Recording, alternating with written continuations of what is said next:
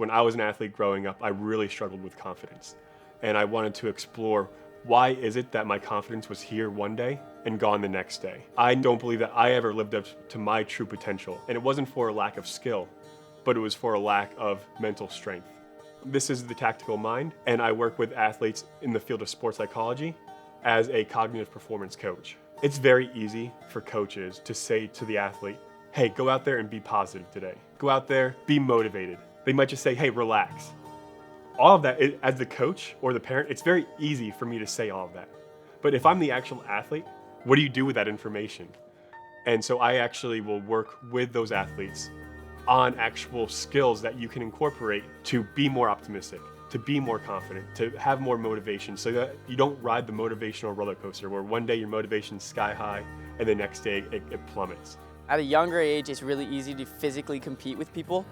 As you rise through the levels per se and go to high school, club, collegiate sports, it becomes way less about the physical side of things, because there's a lot of athletes out there that can do the exact same thing as you, but there are not as many athletes that can mentally strengthen through a lot of obstacles and barriers. And Nick's done a great job with me, introducing me to a lot of the skills that it takes mentally. Things that to come over and when you're in the game and trying to take those negatives and make them positives and be able to transform certain situations into your benefits. He does a lot, not just for himself and his business, but for his athletes. He truly cares about them. Prints out handouts, lets you take them home, gives you examples of what you can do before the next visit to try new things, and then come back with different ideas to share, and just goes above and beyond to make sure that his clients are taken care of. I truly believe that the entrance fee to competing is competing with physical strength. But if you really want to dominate in your field, you need to be able to combine physical, mental, and emotional strength.